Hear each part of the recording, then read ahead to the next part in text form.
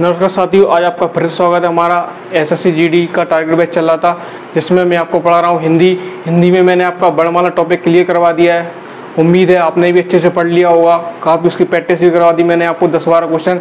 तो आज हमारा नेक्स्ट टॉपिक हम लेके आए हैं संधि। संधि आप बहुत अच्छी तरीके से आप संधि पढ़ोगे। तो संधि को देखते हैं, संधि होता क्या है। देखिए संधि की मैंने यहाँ पर डेफिनेशन लिखी है।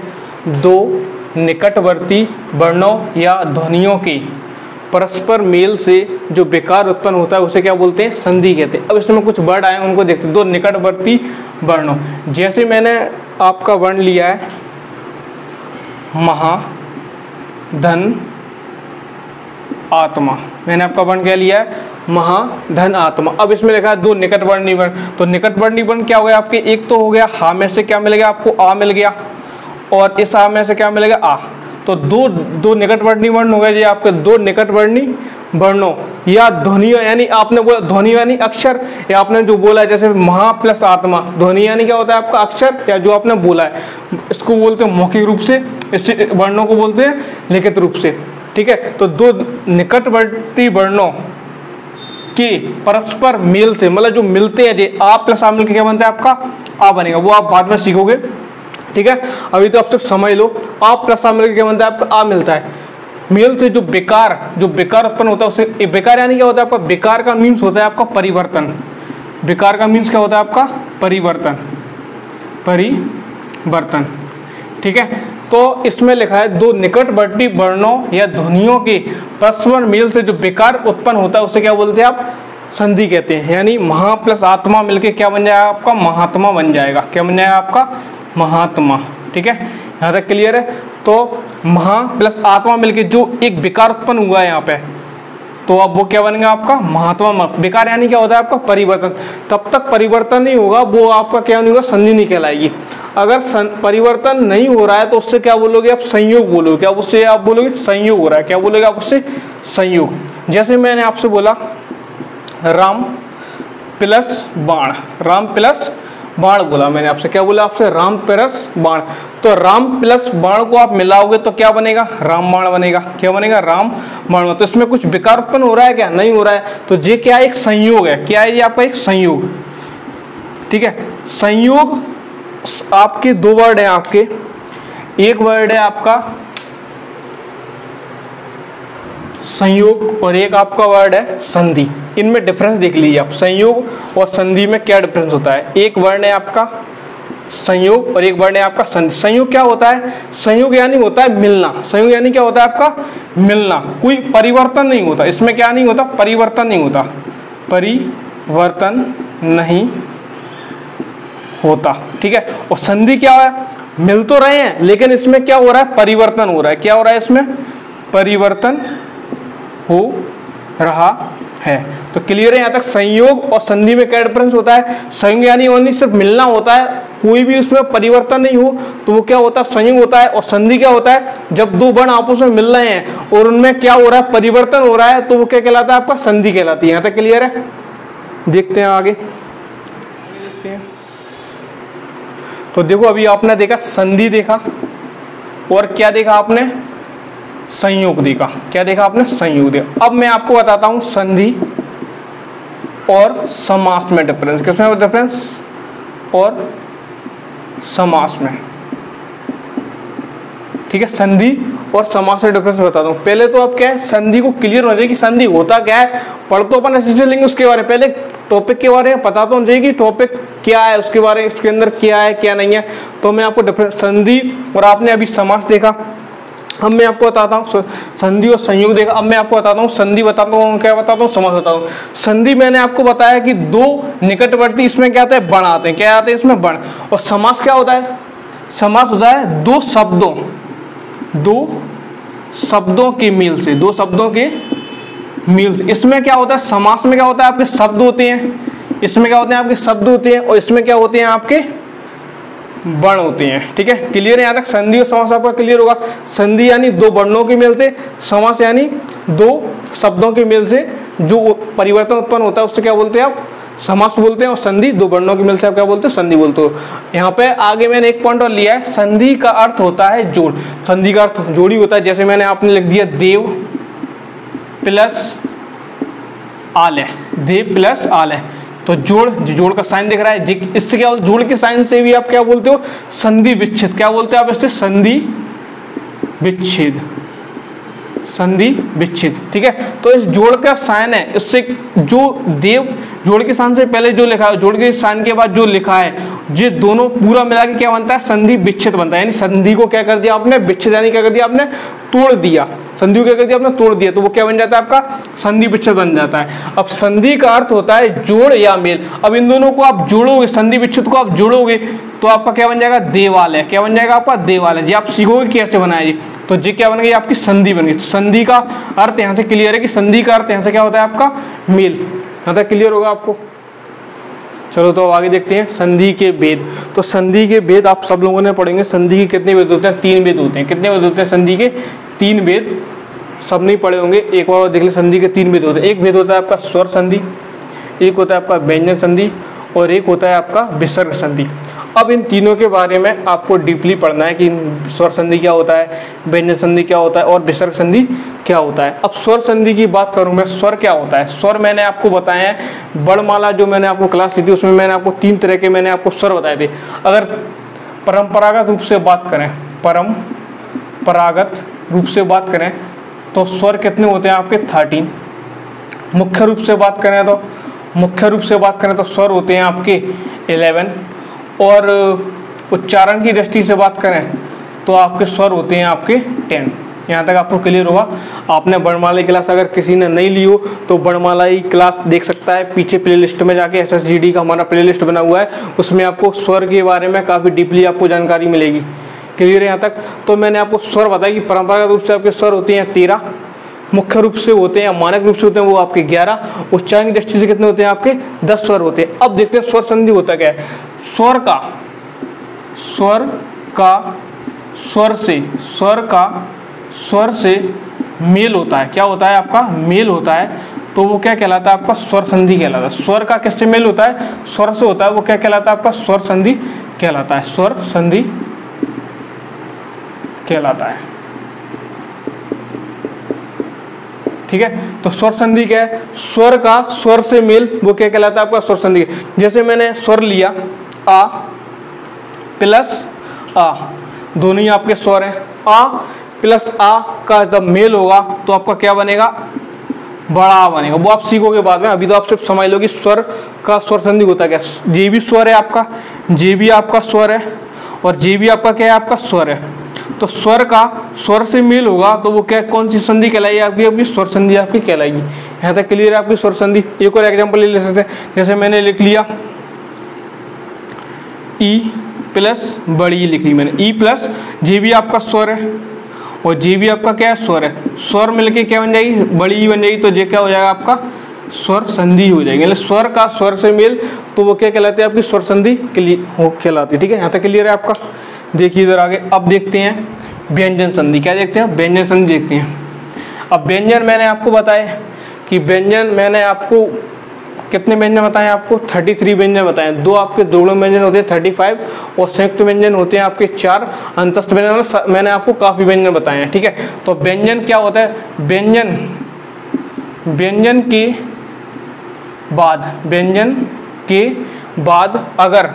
के बाद अगर व्यंजन या स्वर आता है तो व्यंजन संधि कहलाता है। इसका मीन्स क्या है, व्यंजन संधि होता है व्यंजन के बाद। जैसे मैंने ले लिया व्यंजन, ले लिया मैंने का, क्या ले लिया मैंने, व्यंजन का ले लिया, का आपका व्यंजन है। व्यंजन के बाद अगर व्यंजन, मैंने का के बाद ले लिया, मैंने चा ले लिया, तो का के बाद चा आ रहा है, तो आपका व्यंजन के बाद आपका जी भी आपका व्यंजन, का भी आपका व्यंजन है, और चा भी आपका क्या है, आपका व्यंजन। तो व्यंजन के बाद अगर व्यंजन आए तो कौन संधि होती है आपकी, व्यंजन संधि होती है। कौन संधि होती है आपकी, व्यंजन संधि होती है। और इसमें मैंने एक और बात लिखी कि व्यंजन के बाद अगर व्यंजन तो आई, लेकिन अगर स्वर आए तो भी कौन संधि होती है आपकी, तो भी आपकी व्यंजन संधि होती है। जैसे मैंने ले लिया एग्जांपल का प्लस आ, का प्लस आ, तो भी आपकी कौन संधि, जे आपका कौन सा, का कौन सा हो गया आपका व्यंजन हो गया, और आ कौन सा हो गया आपका, जे भी आपका क्या हो गया, आपका व्यंजन हो गया, जे क्या आपका स्वर हो गया। तो व्यंजन प्लस स्वर आए तो कौन सी संधि होती है आपकी? व्यंजन संधि। यानी इसका मीन्स ये है, व्यंजन संधि का मीन्स है यानी आपका स्टार्टिंग में क्या आना चाहिए? आपको स्वर आना चाहिए। स्टार्टिंग में क्या आना चाहिए? आपका स्वर आना चाहिए। सॉरी, स्टार्टिंग में आपका क्या आना चाहिए? व्यंजन आना चाहिए। स्टार्टिंग में क्या होना चाहिए? आपका व्यंजन। व्यंजन लास्ट में आपका या तो स्वर हो जाए या आपका व्यंजन हो जाए, तो आपकी कौन सी संधि होती है? आपकी व्यंजन संधि होती है। यहाँ तक क्लियर? अब है आपका विसर्ग संधि। विसर्ग संधि क्या होता है? विसर्ग जैसे मैंने लिया नमा, मैंने आपको विसर्ग बताया, ठीक है। मैंने आपको आयोगा बताया। आयोगा आपके 3 प्रकार के होते हैं। एक होता है आपका अनुस्वर, एक होता है आपका अनुनासिक और एक होता है आपका विसर्ग। तो विसर्ग आपको इस तरीके से रिप्रेजेंट करते, 2 बिंदु से रिप्रेजेंट करते हो। तो विसर्ग के बाद यहाँ पे मैं डेफिनेशन लिख देता हूँ कि विसर्ग के बाद, विसर्ग के बाद, विसर्ग के बाद, विसर्ग, विसर्ग के बाद विसर्ग या विसर्ग के बाद आपका स्वर या व्यंजन। विसर्ग के बाद स्वर या व्यंजन आए तो विसर्ग संधि होती है, ठीक है। तो यहाँ से आपकी डेफिनेशन क्या है? विसर्ग संधि की क्या डेफिनेशन है? विसर्ग के बाद स्वर या व्यंजन आए तो कौन सी संधि होती है? आपकी विसर्ग संधि होती है। तो विसर्ग आपका जे रहता है, 2 बिंदु, इनसे क्या बोलते हैं आप? विसर्ग बोलते हो। इससे आप क्या बोलते हो? विसर्ग, ठीक है। तो विसर्ग के बाद स्वर लिए, मैंने क्या ले लिया? आ ले लिया। अब विसर्ग के बाद स्वर आए तो कौन सी संधि होती है? आपकी विसर्ग संधि होती है। कौन सी होती है? आपकी विसर्ग। जैसे मैंने एक और एग्जांपल ले लेता हूँ। जैसे मैंने ले लिया विसर्ग के बाद क्या ले लिया मैंने, या मैं इसमें मैंने ले लिया चा। विसर्ग के बाद क्या है? आपका चा है, यानी चा कौन सा? आपका व्यंजन हो गया। तो अभी आपकी कौन संधि होती है? आपकी विसर्ग संधि होती है। तो यहाँ तक आपका क्लियर है कि विसर्ग संधि क्या होती है। अब देखो इधर स्वर संधि मैंने आपको क्या बताया, इनमें थोड़ा सा माइनर सा डिफरेंस है। स्वर संधि में जैसे स्वर पहले आएगा, विसर्ग व्यंजन संधि में व्यंजन पहले आएगा और विसर्ग संधि में विसर्ग पहले आएगा। पहले बता, जो पहले जो वर्ण है वो आपको क्लियर होंगे। अब जैसे आपका स्वर संधि, अब स्वर का आपको किससे मेल करवाना है? जैसे आपको स्वर संधि में आपको जो मेल करवाना है वो आपको किससे करवाना है? तो स्वर संधि का ओनली आपका मेल होगा वो स्वर से होगा। किससे होगा आपका मेल? स्वर से होगा। और जैसे आपने लिए व्यंजन संधि, तो व्यंजन संधि के स्टार्टिंग में तो आपका व्यंजन आएगा, स्टार्टिंग में तो आपका क्या आएगा? व्यंजन आएगा। लेकिन लास्ट में जो दूसरा वर्ण आपका जो है वो आपका या तो व्यंजन हो सकता है या आपका स्वर हो सकता है। यहाँ तक क्लियर होगा। अब आपका नेक्स्ट है आपका विसर्ग संधि।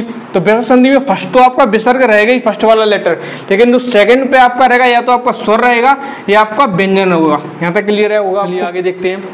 स्वर संधि कि मैं आपको भेद बता रहा हूँ। क्या बता रहा हूँ मैं आगे आपको? स्वर संधि की। स्वर संधि में जो विकार यानी परिवर्तन होता है वो 5 रूपों में होता है। कितने रूपों में होता है? 5 रूपों में होता है। वेरी इंपॉर्टेंट है आपकी स्वर संधि। एग्जाम से में आपको पूछा जाता है स्वर संधि। स्वर संधि पढ़ लिया आपने, यानी आपने जैसे आपका संधि टॉपिक है, संधि टॉपिक है आपका, संधि टॉपिक मान लो आपका 100% है। कितना परसेंट है आपका? 100% है। 100 में से आपका 75% आपके स्वर संधि की क्वेश्चन पूछे जाते हैं। किस संधि के क्वेश्चन पूछे जाते हैं? स्वर संधि के आपके 75% क्वेश्चन पूछे जाते हैं। और 25% में आपका पूछा जाता है व्यंजन और विसर्ग। तो आप देख रहे होंगे कि स्वर संधि का इंपॉर्टेंस कितना है कंपटीशन में, ठीक है। तो स्वर संधि के आप भेद पढ़ोगे। स्वर संधि के एक भेद होता है आपका दीर्घ स्वर संधि, एक होता है आपका गुण स्वर संधि, एक होता है आपका वृद्धि स्वर संधि, एक होता है आपका ईण स्वर संधि और एक होता है आपका अयादि संधि। तो दीर्घ स्वर संधि, दीर्घ स्वर संधि में मैंने आपको वो बताया था, वर्णमाला मैंने आपको पढ़ाई थी। यहाँ तक मैं आपको बता देता हूँ। मैंने आपको वर्णमाला पढ़ाई तब मैंने आपको बताए थे वर्णमाला के, मैंने आपको टाइप बताए थे वर्णमाला। तो वर्णमाला के मैंने आपको टाइप बताए थे। एक होता है आपके स्वर होते हैं और एक होते हैं आपके व्यंजन होते हैं। 2 टाइप मैंने आपको बताया था। एक बताया था मैंने आयुर्वाद। तो स्वर में भी मैंने आपको बताया था कि स्वर में भी आपका होता है, एक होता है मुख्य स्वर या ह्रस्व स्वर, और एक बताया था मैंने आपको दीर्घ स्वर, ठीक है। तो ह्रस्व स्वर या जो मुख्य स्वर होते हैं, ठीक है, ह्रस्व स्वर या दीर्घ स्वर। ह्रस्व स्वर मैंने आपको बताए थे आपको छोटा, छोटी, छोटाऊ, जे मैंने आपको बताए थे मुख्य स्वर या ह्रस्व स्वर बोलते हैं इनसे।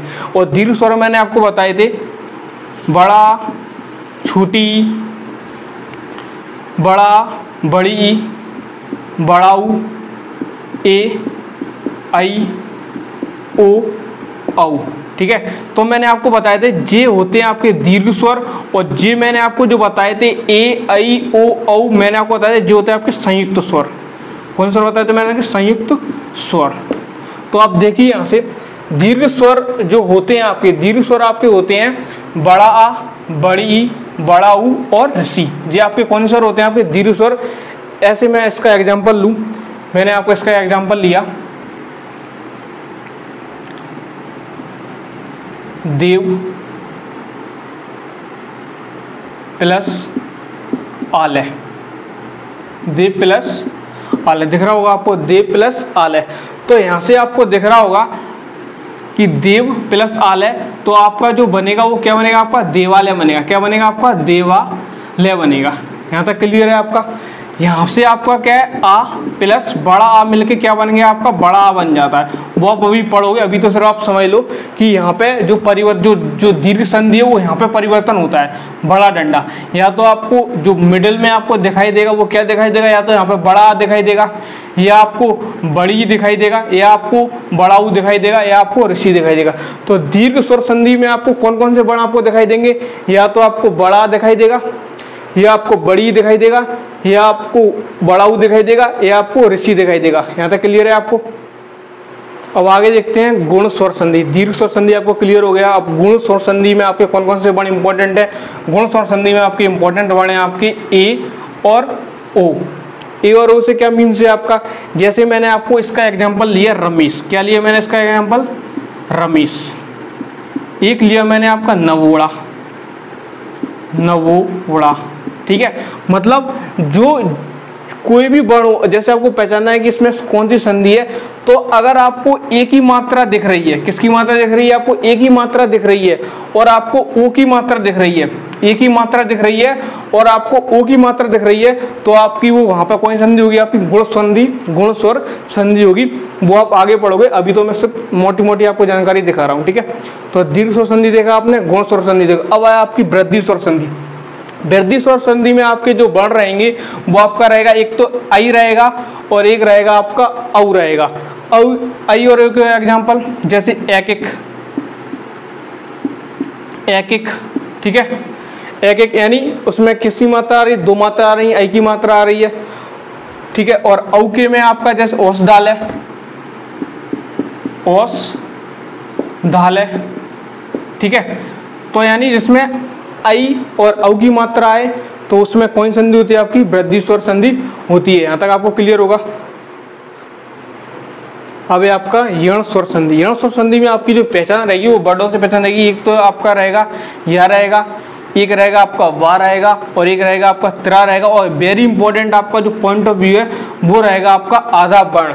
आधा वर्ण जैसे मैं इसका एग्जाम्पल लूँ, यण स्वर संधि का एग्जाम्पल आपका रहेगा, एक तो रहेगा आपका न्यून, ठीक है, एक रहेगा आपका प्रत्येक, एक रहेगा आपका स्वच्छ, एक रहेगा आपका स्वागत।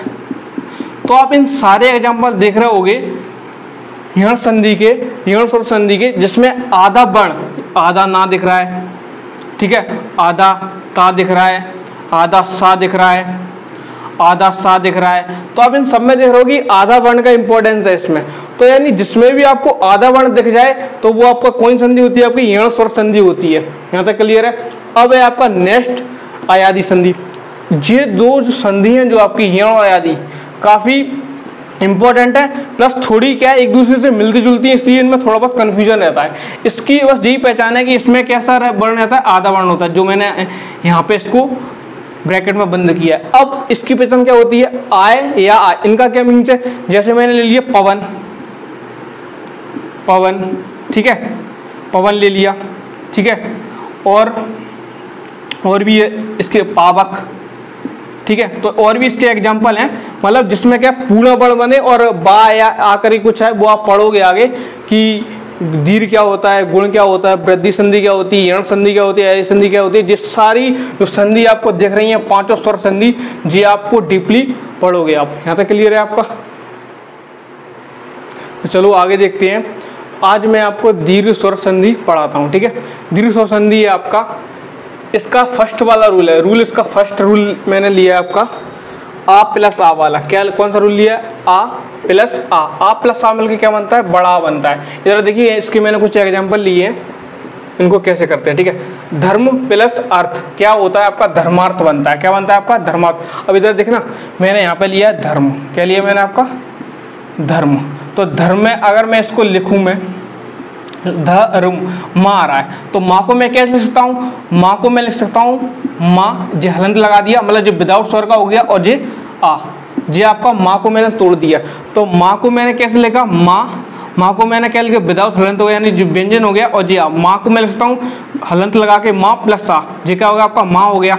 और लास्ट में क्या लिखा है आपका, अर्थ लिखा है। यहाँ पे क्या लिखा है आपका, अर्थ लिखा है, अर्थ लिखा है आपका। तो देखना इधर जी यहाँ पे आ गया प्लस यहाँ पे आ गया, तो आ और आ मिलके क्या बनता है आपका, बड़ा बनता है, क्या बनता है आपका, बड़ा बनता है। तो देखना इधर यहाँ पे, तो धर्मार्थ हो जाएगा, क्या हो जाएगा आपका, धर्मार्थ हो जाएगा। क्लियर है यहाँ तक, ठीक है। तो जो दिख रहा है ये सारे बन, जैसे माँ में भी क्या है आपका, आ है, बोल के देखिए, माँ आ दिख रहा है लास्ट में। तो धर्म प्लस अर्थ, तो क्या हो जाएगा आपका, धर्मार्थ हो जाएगा। ऐसे ही स्व प्लस अर्थी, स्व प्लस अर्थी क्या हो जाएगा आपका, स्वार्थी हो जाएगा। देव प्लस अर्चन क्या हो जाएगा, देवार्चन हो जाएगा। वीर प्लस अंगना क्या हो जाएगा, वीरांगना हो जाएगा। यहाँ तक आपका क्लियर होगा, ठीक है। तो मैंने आपको वीर प्लस अंगना यानी वीरांगना, यानी आपको सब में यही वाला रूल फॉलो करता है। आ प्लस आ क्या बनता है आपका, बड़ा। तो दिख रहा होगा सब में आपको यहाँ पे बड़े आ की डंडा दिख रहा होगा आपको, क्लियर है यहाँ तक। तो आपने दीर्घ स्वर संधि का आज आपने फर्स्ट वाला रूल पढ़ा है। बाकी जो आप पढ़ोगे दीर्घ स्वर संधि वो आपको नेक्स्ट क्लास में मैं आपको पढ़ाऊंगा। क्लास अच्छी लगे तो वीडियो को लाइक कीजिए, चैनल पर अगर नए जुड़ो चैनल को सब्सक्राइब कीजिए, और हमारा जो व्हाट्सएप नंबर दिएगा उसको आप ज्वाइन कीजिए 810949471083। Thank you.